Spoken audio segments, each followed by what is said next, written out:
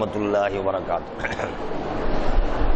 إن الحمد لله نحمده ونستعينه ونستغفره ونؤمن به ونتوكل عليه ونعوذ بالله من شرور أنفسنا وسيئات أعمالنا من يهده الله فلا مضل له ومن يضلل فلا هادي له وأشهد أن لا إله إلا الله وحده لا شريك له وأشهد أن محمدا عبده ورسوله. يا أيها الذين آمنوا اتقوا الله حق تقاته ولا تموتن إلا وأنتم مسلمون. اللهم صل على محمد وعلى آل محمد كما صليت على إبراهيم وعلى آل إبراهيم إنك حميد مجيد. اللهم بارك على محمد وعلى آل محمد كما باركت على إبراهيم وعلى آل إبراهيم إنك حميد مجيد. أما بعد فقد قال الله تعالى في القرآن العظيم: أعوذ بالله من الشيطان الرجيم. بسم الله الرحمن الرحيم. اقرأ باسم ربك الذي خلق خلق الإنسان من علق اقرأ وربك الأكرم الذي علم بالقلم علم الإنسان ما لم يعلم. பேரன்பிற்குரிய சகோதர சகோதரிகளே, நேற்றைய தினம் நம்முடைய தலைவர் முஹம்மது ஸல்லல்லாஹு அலைஹி வஸல்லம் அவர்கள் சமுதாயத்தினுடைய நிலை குறித்து கவலையோடு மக்காவிலே உள்ள ஹிரா என்ற குகையிலே அமர்ந்திருந்த போது, அன்புக்குரிய சகோதர சகோதரிகளே, தாய்மார்கள் கொஞ்சம் தவிர்த்தே கொஞ்சம் கவனமா இருங்க, கொஞ்சம் சத்தத்தை குறைச்சிக்குங்க. சத்தம் போடாமல் தான் நல்லது, ஆனால் சத்தம் கொஞ்சம் குறைச்சி நீங்க பேச, சத்தம் இங்கே வரையும் கேட்குது. அப்ப அந்த சமுதாய கவலையாக நபி ஸல்லல்லாஹு அலைஹி வஸல்லம் அவர்கள் ஹிரா என்ற குகையில இருந்த போது ஜிப்ரீல் அலைஹிஸ்ஸலாத்து வஸ்ஸலாம் அவர்கள் வருகை தந்து படி என்று ஒரு முறை கூற, அவர்கள் முடியாது என்றும் எனக்கு படிக்க தெரியாது என்று பதில் கூற, இரண்டாவது முறையும் அதே போல் படி என்றார்கள், அப்பவும் தெரியாது சொல்லு, மூன்றாவது முறை சொன்ன பிறகு அவர்கள் படிக்க ஆரம்பிச்சாங்க. அப்ப 5 வசனம் சொன்னாங்க. இப்ப நல்ல கவனிங்க, குர்ஆன்ல முதல்ல இறங்கிய வசனம் எது? இக்ரா. அது அத்தியாயத்துக்கு பேர் என்னது? அலக். அப்ப நீங்க குர்ஆனை படிக்கிறீங்களா? இப்ப எங்க இருக்குது? முதல்ல இருக்கு இல்ல, எங்க இருக்கு? 96வது அத்தியாயமா இருக்கு. நிறைய கேள்வி கேட்டீங்கல்ல, இது யாரும் கேட்டீங்களா? அது இறங்குறது முதல்ல வந்து இக்ரா ஏங்க சூரத்தில் பாத்தி ஆரம்பிச்சிருக்கு அப்படின்னு கேட்டிருக்கீங்களா? கேட்டிருப்பீங்க. ஏன்னா இறங்குறது இக்ரா தான், ஆனா என்ன குர்ஆன் இருக்குது? சூரத்தில் பாத்தி. இந்த மாதிரி கேள்வி கேட்க பழகணும். ஏன்னா அப்படி கேட்க பழகணும் இன்ஷா அல்லாஹ். நான் பிறகு சொல்வேன். அப்ப இந்த 4 வசனங்கள் முதல்ல இருக்கு. அப்ப இந்த 4 வசனங்கள்ல என்ன அல்லாஹ் ஆரம்பிக்கிறான்? இக்ரா பிஸ்மி ரப்பிக்கல் லதீ ஹலக். நம்ம மனதுல பதிய வைக்க வேண்டிய முக்கியமான செய்தி என்னன்னா, பாடம் எப்படி துவங்க வேண்டும், நம்முடைய படிப்பு எப்படி ஆரம்பிச்சா அது இஸ்லாம் தந்த படிப்பு. ஒரு மனிதன் முறையான கல்வியை கற்றுக்கொள்வார் என்ற பாடத்தை அல்லாஹ் சொல்லும் போது படைத்த இறைவனின் பெயரை சொல்லி படித்துக் கொள்கிறார். இன்னைக்கு இஸ்லாம் உலகத்துல இறை கொள்கையை, கடவுள் கொள்கையை சொல்வதற்கான சரியான மார்க்கம் நம்ம கையில தான் இருக்கு. அவன் நாம இந்த ஆயத்தை சரியான முறையில் பயன்படுத்தினால் சமுதாயத்தில் மிகப்பெரிய மாற்றத்தை நம்மால் ஏற்படுத்த முடியும். இடையில பாத்தீங்கன்னா திடீர்னு முத்தலாக் குசி வந்துச்சு. அந்த முத்தலாக் குசி வந்தோடனே எல்லாரும் என்ன செய்தாங்க? இங்க ஏதாவது செய்தீங்களா? நம்ம இருக்குதுல என்ன செய்தீங்க? ஞாபகம் இல்லையா? யாருமே ஞாபகம் ஒண்ணுமே செய்யலையோ? அப்படியா? ஆச்சரியமா இருக்கு. எல்லா மறுக்கரசுகளும் என்ன செய்தாங்க? வீதியா போய் தலாக் என்றால் என்ன என்று பேசி, பொது சட்டம் சிவில் சட்டம் பொருந்தாது, அது வரக்கூடாது என்று பேசினாங்க. நீங்க எல்லாம் எல்லாரும் வாட்ஸ்அப் பார்ப்பீங்கல்ல, இப்ப யாரை பார்த்தாலும் இப்படி தான் அடிக்கிட்டே இருக்கிறாங்க. சின்ன பிள்ளை இப்ப இப்படி தான் ஆசைக்குது, மொபைல் எடுத்தோட வேகமா ஆசைக்கு. அந்த வாட்ஸ்அப் பார்த்திருப்பீங்க. ஒரு ஹிந்து சகோதரர் சிவில் சட்டம் வேண்டும் என்று ஒன்று வேண்டுமானால் ஒரு பொது சிவில் சட்டத்தை கொண்டு வர அதிகாரம் குர்ஆனுக்கு மட்டுமே இருக்கிறது. நம்ம யாராவது சொன்னோமா? நம்ம என்ன செய்யணும்? பொது சட்டம் கொண்டு அதெல்லாம் கிடையாது, கொண்டு வரக்கூடாது, எங்களுக்கு சட்டம் எங்களுக்கு மட்டும்தான் வேணும் இந்த இஸ்லாமிய லாவில் நுழையக்கூடாது, இப்படிதான் நம்ம பேசணும். ஆனால் ஹிந்து சகோதரர் சொல்றான் பொது சிவில் சட்டம் வேண்டும். அப்படி வேண்டும் என்று இருந்தால் அந்த அதிகாரம் எதுக்கு தான் இருக்குது? குர்ஆனுக்கு தான் இருக்கு. அவனை கொண்டு வர முடியாதுங்க. நம்ம பகிரங்கமா சவால் விடலாம். பொது சிவில் கொண்டு வான்னு சொல்லி பாருங்க, அவன் இல்ல. அவன் சட்டத்தில் 1000 ஓட்டைகள் இருக்கின்றது. அதனால அவன் கொண்டு வர முடியாது. பொது சிவில் சட்டத்தை கொண்டு வருகிற ஒரே சக்தி ஆற்றப்பட்டிருக்குது. நம்மள்ட்ட சொல்லுங்க, நம்மள்ட்ட தான் இருக்கு. அவன் நாம சரியான முறையில் இந்த ஆயத்தை பயன்படுத்தினால் உலகத்தில் இன்றைக்கு குர்ஆனுடைய ஆட்சி தான் நடக்கும். அந்த ஆட்சி என்றைக்கு வருகிறதோ அன்றுதான் நாட்டில் உலகத்தில் நிம்மதியும் நேர்மையும் ஒழுக்கமும் கண்ணியம் கட்டுப்பாடு எல்லாமே வரும். அப்ப அல்லாஹ் சொல்லக்கூடிய பாடம் படைத்தவனின் பெயரை சொல்லி படிக்கிறான். ஆனா நேரம் நம்ம ஸ்கூல்ல என்ன சொல்றோம்? மாதா பிதா குரு தெய்வம். நம்ம பாடம் மாதா பிதா குரு தெய்வம், அன்னை பிதாவும் முன்னறி தெய்வம், செய்யும் தொழிலே தெய்வம். நம்ம எங்க போறோம் பாருங்க. நம்ம லா இலாஹ இல்லல்லாஹ்னு சொல்லி விளங்கிய விளங்காமல சொல்லி கொடுக்குறோம். அவன் விளக்கத்தோட சொல்லி கொடுக்குறான். யாருதான் கடவுள்?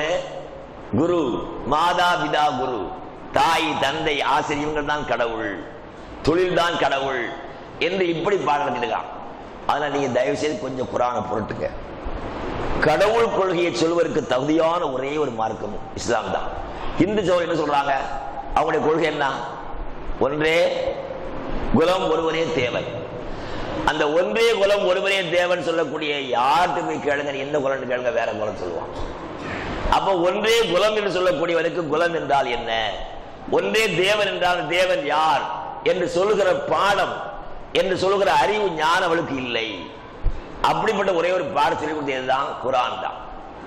அல்லாஹ் யா அய்யுஹன் நாஸ், மக்களே.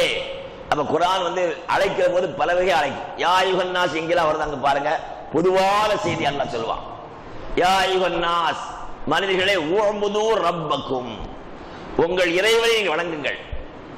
அவ வணங்குவதற்கு தகுதியானவராக இருக்கிற அந்த இறைவன் யார் சொல்லும் போது ரப்பக்கும் அல்லதி ஹலக்கக்கும்ங்கிறான். உங்களை படைத்தானே அந்த இறைவனை வணங்குங்கள். அப்ப வணங்குவதற்கு தகுதியான ஒரு இறைவன் தான் யாரா இருக்கணும்? படைத்தவனா இருக்கணும், படைக்கப்பட்டவைகளாக இருக்கக்கூடாது. அவ படைக்கப்பட்டவனாகவோ படைக்கப்பட்டவர்களாகவோ இருந்து அது வணக்கத்துக்குரிய அல்ல. நீங்க கொஞ்சம் யாராச்சும் சொல்லுங்க, ஏன் படைக்கப்பட்டவை வணக்கத்துக்கு இருக்க முடியாது சொல்லுங்க. ஒரு சின்ன கொஞ்சம் சொல்லுங்க. அழிஞ்சு. அது மட்டும் இல்ல, அது உலகத்துக்கு புதுசாக வருது. இப்ப ஒரு கடவுள் சொல்லுவான், இந்த கடவுள் ஒரு கடவுள் வரலாறு சொல்லுவான், இது இத்தனை ஆண்டுகளாக நாங்கள் வணங்கி வழிபட்டுக் கொண்டு. அதுக்கு முன்னாடி யார் இருந்தாங்க? யாரும் இல்லை. அப்ப அவைகள் தான் உங்களை பாதுகாத்தேன்னு சொன்னா அதுக்கு முந்தி வந்தவங்க யார் பாதுகாத்தா? ஒண்ணு இல்லை. அப்ப முதல்ல நம்ம கடவுள் கொள்கையில படைத்தவன் தான் இறைவன். கலக்கக்கும் வல்லதீன மின் கபலிக்கும், அவன் உங்களை மட்டுமல்ல உங்களுக்கு முந்தி வந்த எல்லோரையும் அவன் தான் படைத்தான். அப்போ ஒரு கடவுளாக இறைவனாக அல்லாஹ்வாக ஏற்றுக்கொள்ள தகுதி இருக்கிறது சொன்னா அவன் படைத்தவனாக இருக்கு. யாரை? நம்மளை படைச்சிருக்கணும். அவன் நம்மை படைத்து சொல்லுகிற போது நமக்கெல்லாம் மூலம் யாரோ அவளை படைத்திருக்க வேண்டும். அப்ப அப்படியே படைப்பு படைக்கப்பட்டுள்ள முதல் வரிசைக்கு பார்த்தா யாருப்பா? ஆதம் ஹவ்வா. அப்ப இன்னொரு சொல்ற, யா அய்யுஹன் நாஸ், மனிதர்களே, இன்னா கலக்னாக்கும் மின் தக்ரின் வ உன்சா, உங்களை ஒரே ஆண் பெண்ணிலிருந்து படைத்திருக்கிறோம். அப்ப குலம் என்ன ஆகி போச்சு? ஒன்னாயிடுச்சு. அப்ப குலம் ஒன்று என்று சொல்வதற்கும் படைத்தவன் தான் இறைவன் என்பதற்கும் அப்ப இறை கொள்கையை சரியா சொல்லக்கூடிய ஆயுதம் நம்ம தான் கையில வச்சிருக்கிறோம். அது நம்முடைய கடமை, மிகப்பெரிய கடமை. நாம செய்ய வேண்டிய பணி, மிகப்பெரிய பணி என்ன? திருமறை குர்ஆனை கொண்டு சேர்க்க வேண்டும். நம்ம ஜம்மியாவுடைய முக்கியமான நோக்கமே ஷிர்க்க ஒழிக்கணும். இணை வைப்பு கொள்கையை முற்றாக ஒழிக்க வேண்டும். இணை வைப்பு கொள்கையை ஒழிக்காமல், அதை அகற்றாமல் சமுதாயத்துக்கு ஒரு நல்ல நிலை எதிர்பார்க்கவே முடியாது. இப்போ நாட்டில் பாருங்க, போராட்டம் பண்றாங்க. யார்கிட்ட போய் போராட்டம் பண்றாங்கண்டா, யாரையாவது கைது செய்யணும்னு சொல்லும் போது யாராவது அநியாயம் செய்திருப்பான். ஆனா யார்கிட்ட போய் சொல்ல? அநியாயக்காரன். ஒரு அநியாயக்காரன் போய் அநியாயக்காரனை கைது செய்ய என்ன யோசிப்பான்? நம்மளை தானே கைது செய்யணும், யாரை கைது சொல்ற யோசிப்பான். அப்ப இன்றைக்கு இருக்கக்கூடியவர்கிட்ட போய் ஏதாவது கோரிக்கை வச்சா என்ன தவறெல்லாம் வைக்கிறவன் தவறுக்கெல்லாம் மூலகான யாரும் இருக்கிறாங்க, யார்கிட்ட போய் சொல்ல அவன் இருக்கிறான். அப்ப எந்த காலத்தில் இணை வைப்பு ஒழிக்கப்படுகிறதோ அன்றைக்கு தான் நாட்டில் ஒழுக்கம், நேர்மை, நீதி காண முடியும். ஆனால் நம்ம முக்கியமான பொறுப்பு திருமறை குர்ஆன். அது சொல்கிற விளக்கங்களை எடுத்து மக்களுக்கு மத்தியில் சொல்லக்கூடிய ஒரு சூழ்நிலை எல்லாம் தயாராகும். அப்ப படைப்பை வணங்குவதற்கு தகுதியான படைச்சவன் தான் என்பதை நம்ம சொல்லிட்டு இருக்கிறோம். படைக்கப்பட்டதை வணங்காதே, படைத்தவை வணங்கு அடிக்கடி சொல்லிட்டு இருக்கிறோம். அப்ப இது ஆதாரத்தோடு நம்ம குர்ஆனை சொல்லி மக்கள் சொல்லணும். அப்ப இந்த ஆயத்தை ரசூல படிக்கிற இக்ரா பிஸ்மி ரப்பிக்கல் லதி ஹலக் ஹலக்கல் இன்சான மின் அலக். மனிதன் அல்லாஹ் தஆலா அலக் என்பதற்கு முன்னெல்லாம் செய்தாங்க, ரத்த கெடுத்து படைச்சான். கொஞ்சம் விஞ்ஞானம் வளர்ந்த காலத்தில் அது அட்டைப்பூச்சி மாறி உள்ளது, எப்படி சொன்னாலும் பொருந்தும். ஏண்டா என்ன நினைக்கிறாங்கன்னு சொன்னா சிந்திக்கிறவங்க, அட்டைப்பூச்சினா என்ன இருக்கும், அதுக்கு என்ன இருக்கும், என்ன இருக்கும், உயிர் இருக்கும். பூச்சிக்கு என்ன இருக்கும், வெறும் என்ன இறத்த கண்டே என்ன இருக்காது, என்ன இருக்காது, அதுக்கு என்ன இருக்காது, உயிர் இருக்காது. அப்ப வளருவதாக இருந்தா எதையாவது என்ன செய்யணும், முன்னணுமா இல்லையா? அப்படி யோசிச்சுக்கிட்டு விஞ்ஞானம் வளர்ந்த காலத்தில் டாக்டர்கள்லாம் பெரிய இந்த குர்ஆனை ஆய்வு செய்யக்கூடியவங்களாம் என்ன செய்யலாம், அலக்கு என்பதற்கு என்ன பொருள் இல்லை, என்ன இறத்த கட்டி என்ற பொருள் அல்ல, அது ஒரு அட்டை பூச்சி மாதிரி ஒரு பூச்சி கொண்டு ஒட்டி கொள்ளக்கூடிய ஒரு பூச்சி, அது கருப்பறையில ஒட்டி கொண்டு உண்ணுகள் இப்படிலாம் சொன்னாங்க. ஆனா இதெல்லாம் அலக்குற வார்த்தைக்கு இதுதான் இப்படித்தான் பொருள் சிந்திச்சா கூட அல்லாஹ்வுக்கு இதெல்லாம் தேவையில்லை. நம்மளை எதை படைச்சான், நம்மளை எங்கிருந்து படைக்கப்பட்டிருக்கோம், களிமண். களிமண்ணில் வந்து அப்படி மனுஷன் படைக்க முடியுமா, யோசிச்சு பாருங்க. அப்ப களிமண்ணில் இருந்து அல்லாஹ்க்கு படைக்க எதுவுமே தேவையில்லை. பைதா அராசிய குலக்கூன் பயக்கூன், அல்லாஹ் நினைச்சாண்டா வானம் வந்து போனா போயிடும், உருவாகிடும். ஆனாலும் அல்லாஹ் மனிதர்களை இப்படி உருவாக்கி ஒரு பாடம் தெரியணும், எதிலிருந்து உருவாகியிருக்குன்னு தெரியணும். அப்ப மனிதன் மண்ணால் படைக்கப்பட்டிருக்கிறான். இப்ப மண்ணுக்கு என்ன ஒரு சக்தி இருக்கு, மனிதன் ஒரு மண்ணை உருவாக்கி யாராவது மனுஷன் ஆக்க முடியுமா? மண்ணை குழைச்சு ஒரு உருவத்தை வேணா செய்யலாம், என்ன ஆக்க முடியாது, மனுஷன் ஆக்க முடியாது. சரி, ஆணை அல்லாஹ் மண்ணிலிருந்து படைச்சிட்டு பெண் என்ன செய்தான், அந்த ஆணை விலா எலும்பை உருவனை செய்ய படைச்சான். எலும்புல யாரும் செய்ய முடியுமா? அவர் அழகான பெண் எலும்பு. அந்த ரெண்டு பேர் உருவாகி வருகிற போது அந்த ஆணிலிருந்து வருகின்ற விந்து அது என்ன ஆகுது, அது பெண்ணுடைய கருப்பறையில் சேருகிறது, அது என்ன மனுஷனா மாறுது. அப்ப எல்லாத்துக்கும் என்ன இல்லை, எதுக்குமே மண்ணுக்கும் உயிர் இல்லை, எலும்புக்கு என்ன இல்லை, அந்த மாதிரி விண்ணக்கூடிய எழுக்கக்கூடிய ஒரு வசதி இல்லை, எதுக்கும் இல்லை, அணுவுக்கு விண்ணுக்கும் இல்லை. அப்ப அல்லாஹ் நினைத்தால் எதிலிருந்தும் படைப்பான், எப்படியும் படைப்பான். அப்ப அலக்கு எப்படி ஆரம்பிச்சாலும் பரவாயில்லை. அப்ப அலக்கு என்ற நிலையிலிருந்து அல்லாஹ் மனிதனை படைத்தான். இக்கரை திரும்ப சொன்ன படி, ஏன் படிக்கணும், ரப்புக்கல் அக்ரம், உன்னுடைய இறைவன் இருக்கிறானே அவன் மிகப்பெரிய குடைவள்ளல், மிகப்பெரிய மரியாதைக்குரியவன். அதனால நீ இப்ப யாரை நம்ப போறியோ, யாரை வணங்க போறியோ, யார் சொல்ல பற்றி படிக்க போறியோ, அவன் மிகப்பெரிய குடைவள்ளல். எப்படிப்பட்ட குடைவள்ளல் அவன், அவன்தான் வானம் பூமிக்குரிய ஆட்சி இருக்கிறது. சத்தியமான ஆட்சி, நேர்மையான நியாயமான உண்மையான ஆட்சி அல்லாஹ்விடத்தில் மட்டும் இருக்கு. வானத்துக்கு பூமிக்கு சொந்தக்காரன், அந்த வானம் பூமிக்கு இடையில இருக்க எல்லாத்துக்கும் சொந்தக்காரன். அப்படிப்பட்ட மிகப்பெரிய குடைவள்ளலுடைய பேரை சொல்லி படிக்கின்ற அல்லாஹ். அவன் அல்ல வந்து கலம் மனிதனுக்கு அல்ல மனிதனுக்கு எழுதுகோளால் படித்துக் கொடுத்தான். அவனுக்கு தெரியாதவற்றை எல்லாம் அல்லாஹ் படித்துக் கொடுத்தான். ஏண்டா இது தெரியாதுன்னு சொன்னா எதெல்லாம் அடங்கு தெரியுமா? மனிதனுக்கு ஆதம் அலைஹிஸ்ஸலாம் அவர்களுக்கு சொர்க்கத்தில் இருக்கிற போது சாப்பிடவும் குடிக்கவும் தெரிஞ்சத, சாப்பிடக்கூடிய பொருளை எங்கிருந்து எடுக்கணும், எங்கிருந்து குடி அதை உற்பத்தி செய்யணும், எப்படி உண்டாக்கணும் தெரியாது. நினைச்சது சாப்பாடு கிடைச்சு, நினைச்சது என்ன குடிப்பு கிடைச்சு. அவங்க சொர்க்கத்தில் வாழும்போது தன்னுடைய மறைவிடத்தை மறைத்துக் கொள்வதற்கான ஆடை அவங்க தேர்ந்தது கிடையாது. ஏன்னா சொர்க்கலோகத்தில் வாழும்போது ஆணும் பெண்ணுமாக இருந்த அவர்கள் அவர்களுடைய மறைவிடங்கள் ஒருவருக்கு ஒருவர் தெரியாத முறை இருந்துச்சு. ஹவ்வாவுடைய மறைவிடம் ஆதமுக்கோ, ஆதமுடைய மறைவிடம் ஹவ்வாவுக்கு தெரியாம இருந்துச்சு. அதுக்கு பிறகு என்ன, எப்ப தெரிய வந்துச்சுன்னா அந்த கனி சாப்பிட்ட பிறகு. அப்ப இதெல்லாம் அங்க தேவையில்லை. ஆனா பூமிக்கு வந்த பிறகு எல்லாத்தையும் சொல்லிக் கொடுத்தான். அவன் மனிதன் அல்லமல் இன்சான மாலம் யாழம், மனிதனுக்கு அவன் தெரியாத எல்லாம் அல்லாஹ் கற்றுக் கொடுத்தான். இந்த 5 வசனத்தோட நபி ஸல்லல்லாஹு அலைஹி வஸல்லம் ஹிரா கோயிலிருந்து இறங்கி வர்றாங்க. வரும்போது சந்தோஷமா வரல, எப்படி வர்றாங்க, பயந்துகிட்டே வர்றாங்க. இப்ப அந்த வசனங்கிறது அல்லாஹ்விடத்திலிருந்து வந்திருக்குது, இது ஜிப்ரீல் வந்து தந்திருக்கிறாரு. நாம இந்த உலகத்தில் அல்லாஹ்வுடைய தூதராக பணி செய்ய போகிறோம்னு தெரிஞ்சா என்ன செய்யணும், என்ன செய்யணும், சந்தோஷப்படணும். அற்ப பதவிகள் சந்தோஷப்படுறாங்க. பெரிய மாலை போட்டு ஹோ சிந்தாபாத் சிந்தாபாத், நம்ம ஆளுக்கு நாளை தக்பீர் அல்லாஹ் அக்பர். அப்ப சின்ன அற்ப பதவிகளுக்கெல்லாம் பெரிய ஆர்ப்பாட்டங்கள் செய்யும் போது அல்லாஹ்வுடைய தூதர் என்பது மிகப்பெரிய பணி, மிகப்பெரிய சிறந்த ஒரு பொறுப்பு. அந்த பொறுப்பை தாங்கி வருகிற போது ரசூல் எப்படி வரல, சந்தோஷமா வரல, பயந்து கொண்டே வருகிறார்கள். ஹதீஸ்ல வருது, அவருடைய உள்ளம் நடுங்கி கொண்டு வந்தார்கள். வீட்டுக்கு வந்த உடனே அவங்க சொன்ன முதல் வார்த்தை ஜம்மிலூனி ஜம்மிலூனி, என்னை போர்த்தி கொடுங்கள், போர்த்தி வைங்கன்னு சொன்னாங்க. நான் நேரத்தை சொன்னேன், ஹதீஜாவுக்கு ரசூலுல்லாஹ் என்ன இருக்குது, வயசு 15 வயசு அதிகம். அது மட்டும் இல்ல, மக்காவுடைய வியாபாரிகள்ல மிகப்பெரிய வியாபாரி யார் இருந்தா, ஹதீஜா ரலியல்லாஹு அன்ஹா தான். எந்த அளவுக்கு வரலாறு சொல்றாங்கன்னா, மக்கத்துல வாழ்ந்தவங்களுடைய சொத்தையில 2 வச்சா பாதி யாருக்கு இருந்துச்சு, ஹதீஜா. அவ்வளவு பெரிய வியாபாரி இருந்தான். அப்ப ரொம்ப அனுபவம் இருந்ததுனால அவங்க சொன்ன உடனே போர்த்தி போட்டாங்க. இது ஒரு நல்ல பண்பு. இஸ்லாத்துக்கு முன்னாலே அவங்க உண்மையான ஈமான் தெரிந்து நல்ல ஒரு பண்போடு இருந்தாங்க. அதனால நம்ம பிள்ளைகள் நம்ம என்ன செய்வோம்னா, பையன் பயந்து வருவான், அவன் கீழே விழுந்து எஞ்சி வந்தான்டா, அவன் அழுது வந்தா என்ன செய்வான், கூட 2 அடி போட்டு, எங்களை விழுந்த, ஏமலை விழுந்த, பார்த்து போக வேண்டியதானே, பார்க்க போய் விழுவான். விழுந்து ஆசைப்பட்டா இவனை விழுவானா, அவன் இன்னும் கொஞ்சம் பயந்து இருக்கிறது கூடி போயிடும். அதனால பெண்களுக்கு ஒரு முக்கியமான பாடம், ஒரு கணவன் வெளியே போய்விட்டு வருகிற போது ஏதாவது மனநிலையோ தயக்கத்தில் கஷ்டத்தோட வந்தா என்ன ஏது செய்யக்கூடாது, ஊட்டி எடுக்கக்கூடாது. வந்தோடனே நிம்மதி இருக்க விட்டுறணும். பொம்பளை ஏதாவது நெச்சிலே இருப்பாங்க, அவங்க சொல்லி விட்டாலாம் கிடைக்கிறது, அதை யோசிப்பான், அவன் படுற கஷ்டம் தெரியாது, வந்தோடனே ஆரம்பிச்சிடுவான். அப்ப அப்படி செய்யக்கூடாது. ரசூல் ஸல்லல்லாஹு அலைஹி வஸல்லம் கஷ்டப்பட்டு வர்றாங்க, வந்த உடனே ஜம்பில் போத்துங்கன்னு போத்தி போட்டாங்க. போத்தி போட்டு முடிச்ச பிறகு பயமெல்லாம் தெரிஞ்ச பிறகு எழுந்த உடனே சொல்றாங்க மனைவிட்ட, பாருங்க யார்கிட்ட முதல்ல சொல்றாங்க, மனைவிட்ட சொல்றாங்க. அப்ப அந்த அளவுக்கு மனைவி ரொம்ப அவங்களோட ரொம்ப அந்யோன்யமா இருக்கிறாங்க. திருமணத்துடைய முக்கியமான நோக்கமே அல்லாஹ் சொல்லி தஸ்குனு இலைஹாங்கறான்.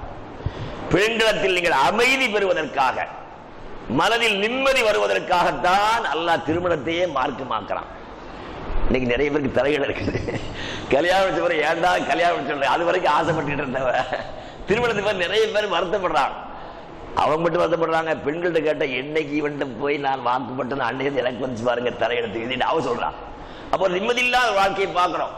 அப்ப அமைதி என்பது வருவதற்கு என்ன வேணும், அல்லாஹ்வுடைய தூதர் அல்லாஹ் என்ன முக்கியம் என்ன தெரியுமா, நாம எதை செய்தாலும் திருமணம் வந்த உடனே பார்த்தீங்கன்னா எல்லா ஊர்லயும், சென்னையில வாழ்றீங்களா சிட்டியில வாழ்றீங்க, அதனால நல்ல சிறந்த அறிவாளர்களுக்கு கேட்டுக்கலாம். கிராமத்துல பாத்தீங்கன்னா சின்ன சின்ன ஊர்கள்ல பார்த்தா நிக்காகன்னு சொன்ன சுபஹானல்லாஹ் 1 மாசத்துக்கு முன்னாலே ஆலோசனை, யாரையெல்லாம் சாப்பிட கூப்பிடுறது, யாரையெல்லாம் கூப்பிடக்கூடாது. ஒவ்வொருத்தரும் ஒரு வகையான ஆசை. அந்த வீட்டுல பிறந்த பெண்களுக்கு என்ன ஆசை இருக்கும், என்ன ஆசை இருக்கும், அது இல்லை போல் இருக்கு இல்லையோ. ஒரு மாப்பிள்ளை கல்யாணம் வச்சுக்கல, உங்களுக்கு கல்யாணம் எல்லாம் கல்யாணம் ஆகுது, தம்பிக்கு ஆகல வச்சுக்கோங்க, அவருக்கு ஆக போல வச்சுக்கல, அவங்க வீட்டுல என்ன நடக்கும் தெரியுமா, அவங்க கூட பேர் சகோதரர் என்ன நினைப்பாங்க, இல்லையோ அது இல்லடா, எங்க ஊர்ல எல்லாம் என்ன சேலை, எங்களுக்கு என்ன சேலை எடுத்துற போற, எப்படி சேலை எடுத்துற போற, ஒவ்வொரு ஆளும் ஒவ்வொரு வகையான கவலை. எது இஸ்லாத்துல நிக்காக்கு சம்பந்தம் இல்லை அத்தனை கவலை. யாரெல்லாம் கூப்பிடல, யாரையும் விடையே, அவன் உன்னை கூப்பிடல, நீ அவனை கூப்பிடாத, இவன் மசூரா. எதுக்கு பெரிய மசூரா பாருங்க, எதுக்கு மசூரா தேவையில்லை, அதுக்கு பெரிய மசூரா நடத்தலாம், எனவே நாட்டை பிடிக்க போற மாதிரி. ஆனா நிக்காக ஏன் செய்யணும், எப்படி செய்யணும் சுருக்கமா சொல்லி சம்பந்தம் தலை பேசும்போது சொல்லிடுவேன். ஆனால் பெண்கள்ட்ட இருக்க வேண்டிய பண்பு என்னன்னா, ஆண்கள் வெளியே போய் பெறுகிற போது அவங்க மனசுல ஏதாவது கவலையோ கஷ்டத்துல வந்தா அதையெல்லாம் மறக்கடிக்கக்கூடிய பெண்கள் இருக்கு, அவங்க நல்ல பெண்கள். இஸ்லாம் அந்த அவளுக்கு சொல்லுது, நல்ல பெண் யாருன்னா கடவுள் வீட்டுக்குள்ள வந்த உடனேயே பார்த்த உடனே சந்தோஷப்படுத்திருப்பான். ரசூலுல்லாஹ் சொல்றாங்க, அல் மரத்து சாலிஹா, நல்ல பெண் யாருன்னா இதா நல்லற இலைஹா சர்ரத்துங்கிறாங்க. அந்த கணவன் வெளியே போய்விட்டு வீட்டுக்குள் வந்த உடனே அவனை பார்த்த உடனே அவனை சந்தோஷப்படுத்தி வைப்பாள். அப்ப சந்தோஷப்படுத்துறதா எப்படி இருக்கணும், பழைய சேலை எடுத்து பன்னாசாட்சி இருக்கிற எல்லா கழட்டி நகையெல்லாம் கழட்டி பூத்தி பூட்டி வச்சுட்டு, என்னைக்காவது கல்யாணம் வந்தா தான் என்ன செய்யறது, அது பூரா எடுத்து வைக்கிறது. நல்ல சேலை எப்போ எடுப்பாங்க, மண்டபத்துக்கு போகும்போது தான், கல்யாணத்துக்கு போகும்போது.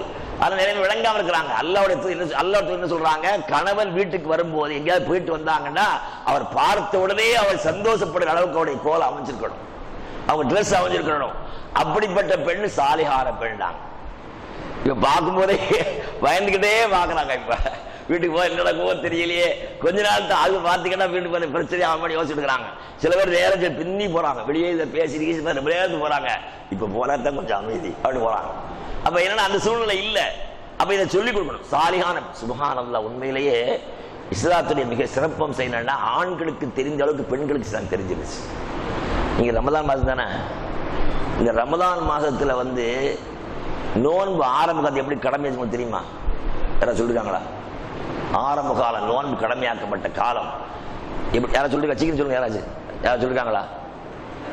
இல்ல இது பாருங்க, குர்ஆன்ல ஒரு 4 5 6 183 சூரத்துல் பக்ரா 2 அத்தியாயத்துடைய 183 184 185 186 187 இந்த 5 வசனங்கள் தொடராக ரமலானை பத்தி வருது. அதுல ஒரு வசனம் 186 ரமலான் சம்பந்தப்பட்டது இல்லை.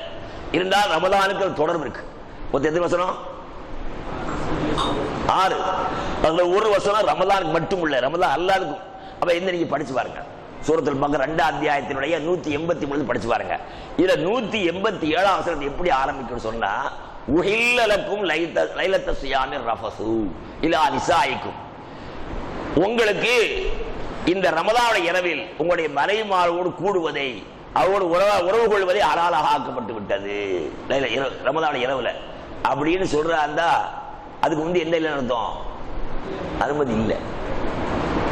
அப்ப என்னன்னா ஆரம்ப காலத்துல ரமலான் மாதத்துல ஆரம்ப காலத்துல மகரிப்புக்கு இஷாவுக்கு இடையில சாப்பிடலாம்.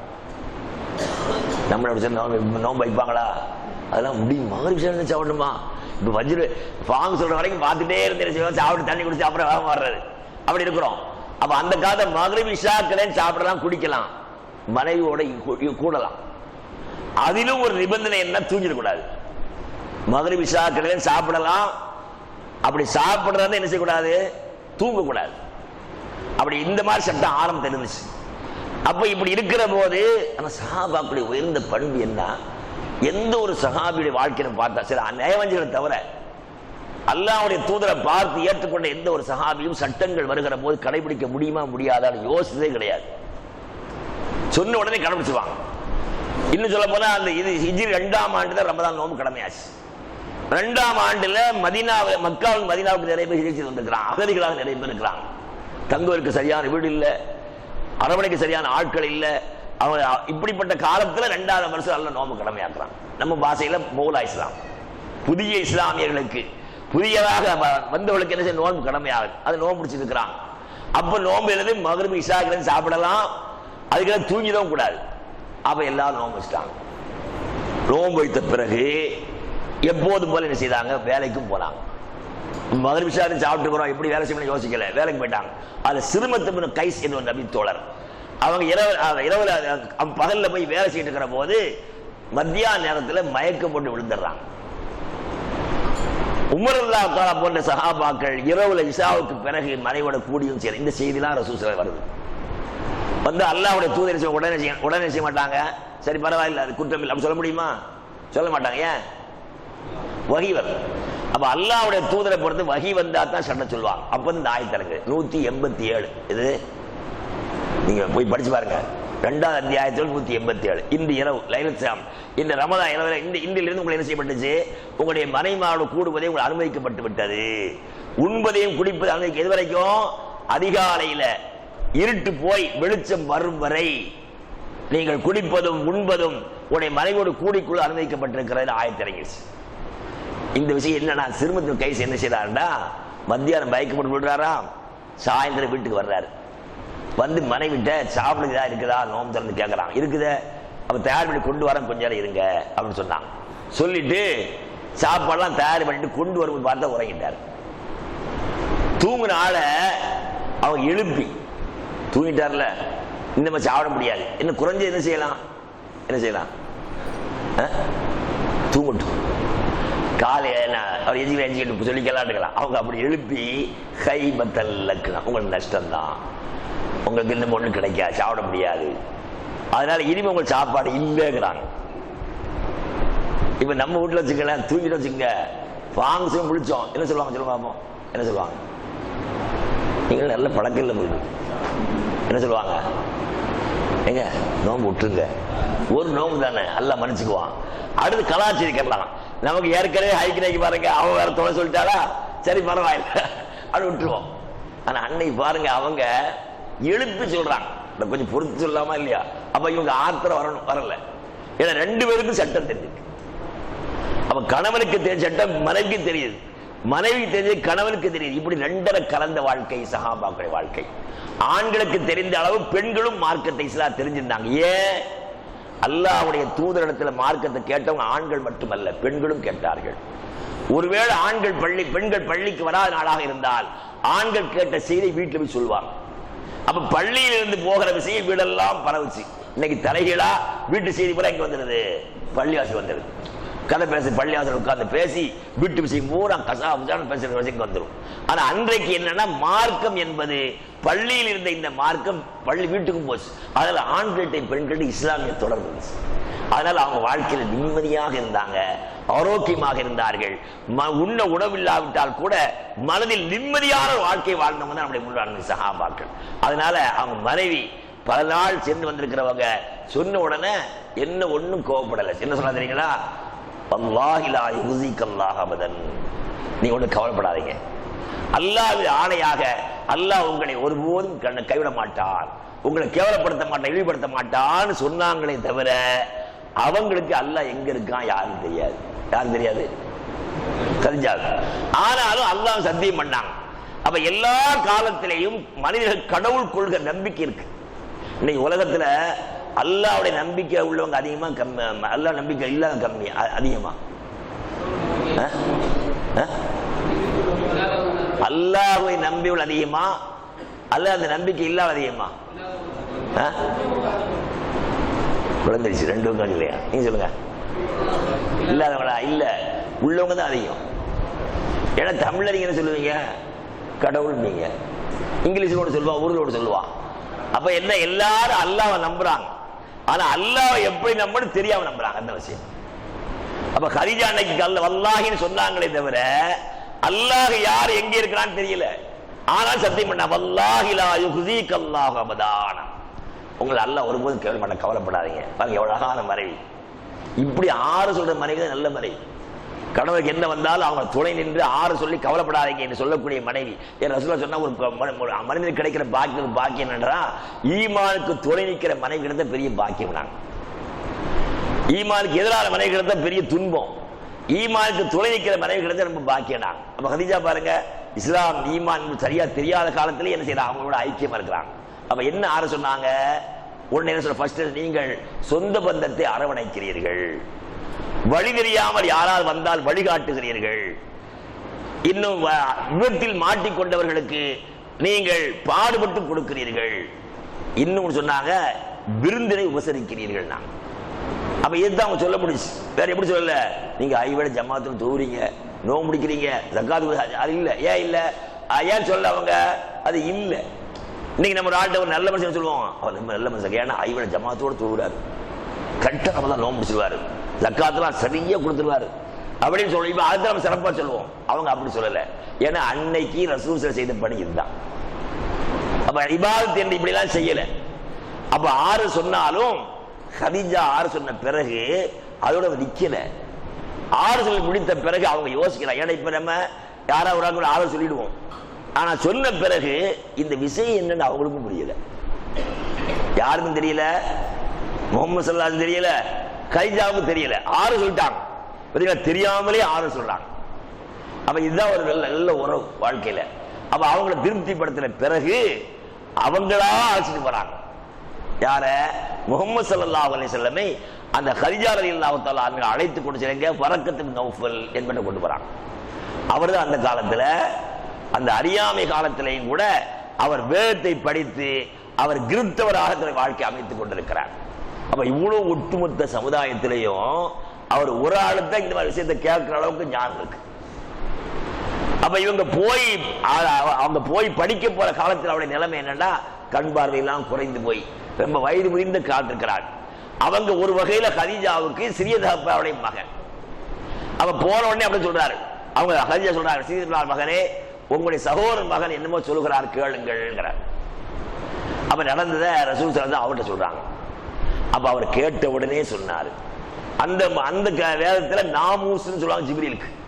ஒரு நாமூஸ் என்பவர் வந்திருக்கிறார், அவர் உன்னிடத்தில் இறைவேதத்தை சொல்லிவிட்டு சென்றிருக்கிறார், இதை நீ மக்கள்கிட்ட போய் சொல்லும் போது மக்கள் உன்னை நாட்டை விட்டே அப்புறப்படுத்துவார்கள். இப்படி அவருக்கு எப்படி தெரிஞ்சது? அவருக்கு தெரிஞ்சு, ரசூலுல்லாஹ்வுக்கு தெரியல, வேதத்து வந்தவருக்கு தெரியல, வேதம் வராத ஒரு ஆள் சொல்றாரு. எப்படி தெரிஞ்சது? அவர் படிச்சிருக்காரு. அப்ப இன்ஜீல் தௌராத் போன்ற வேதங்கள் இருக்கு. அப்ப எல்லா காலத்திலும் வேதம் இருக்கு. வேதத்தை படிக்கிறவருக்கு தான் அல்லாஹ்னா யாரு, நபினா யாரு, இஸ்லாம் என்றால் என்ன தெரிய முடியும். வேதத்தை படிக்காமல் ஒருவர் நான் அல்லாஹ்வை நம்பியிருக்கிறேன், கடவுள் கொள்கை உள்ளவன், நான் கடவுளுக்காக அர்ப்பணம் செய்கிறேன் என்றெல்லாம் நினைச்சா வச்சுக்க, அல்லாஹ்வுக்கு மரியாதையே இல்லை. இன்னைக்கு நாட்டில் பார்த்தீங்கன்னா பல மைல் தூரம் பழனி ஆண்டவர் கோயிலுக்கு நடந்தே போறான். பார்த்தீங்க, உடையில மாற்றம், உணவுல மாற்றம். இப்படி யாராச்சும் போவானா? ரோட்ல போக மாட்டாங்க. அந்த நேரத்தில் சின்ன பையன் மாலை போட்டா கூட அவன் டேட் கூட மாட்டாங்க. பார்த்தீங்களா? பார்த்தீங்களா? நீங்க இதை கேட்ட சொல்லவே மாட்டேங்க. சாமியும் அப்படி சரணம்மா, அவன் சரணம் ஐயப்பாம்மா. அப்ப மரியாதை. அப்ப நம்ம நாட்டிலே சின்ன பையன், ஒரு பையன் சின்ன பையன் ஹெல்ப் பண்ணி தான் என்ன செய்யறோம்? அப்ப தொழு வைங்க, நீ ஹாபிஸ் ஹாபிஸ் மரியாதை சொல்றோம். அப்ப எல்லாருக்கும் இந்த எண்ணம் இருக்கு. அப்ப என்னன்னா கடவுள்ல அவன் கடவுள் நம்பி போறதுனால அந்த மக்கள் மரியாதை செய்யறாங்க. இடையில வர்றவங்களா என்ன செய்யறாங்க? உணவு கொடுக்குறாங்க, குடி கொடுக்குறாங்க, அவன் மரியாதை செய்யறாங்க. அப்ப கடவுள் கொள்கையை எல்லாரும் நம்பியிருக்காங்களே தவிர அந்த கடவுள்னா யாருக்கு தெரிஞ்சு செய்யல, அவங்க நம்பல. அப்ப இவங்க அந்த காலத்தை நம்பி சொல்றாங்க. இப்படி சொன்ன உடனே ரசூலுல்லாஹ் ஆச்சரியப்பட்டு, என்னுடைய மக்கள் என்னை வெளியேற்றுவார்களான்னு ஆச்சரியப்பட்டாங்க. ஏன் ஆச்சரியப்பட்டாங்க அப்படின்னா, இவருக்கு ஆச்சரியம் வரல. யாருக்கு வரல? வரக்காவுக்கு வரல. குர்ஆன் யாருக்கு இறங்கியிருக்கு அவருக்கு ஆச்சரியமா, என்னுடைய மக்கள் என்னை வெளியேற்றுவார்கள் ஆச்சரியமா கேட்டாங்க. அவர் சர்வசாதாரண சொன்னார், உங்களை இல்லைங்க, உங்களை மட்டும் இல்ல, யாருக்கெல்லாம் இந்த வேதம் இறங்கியதோ அவளுக்கெல்லாம் இதுதான் கதினார். அப்ப வேதம் இறங்கும் போது, வேதத்தை சொல்லும் போது, அந்த காலத்தில் நான் ஆரோக்கியமாக இருந்தால் உங்களுக்கு துணை நிற்பேன், உதவி செய்ய வேண்டாம். அப்ப நீங்க நல்ல குர்ஆன் 42வது அத்தியாயத்தில் 52வது வசனம் எடுத்து படிச்சு பாருங்க. 42ல 52 அது அல்லாஹ் என்ன சொல்றான்? வகதாலிக அவ்ஹைனா இலைக ரூஹம் மின் அம்ரினா மா குன்த தத்ரீ மல் கிதாப் வல் ஈமான்.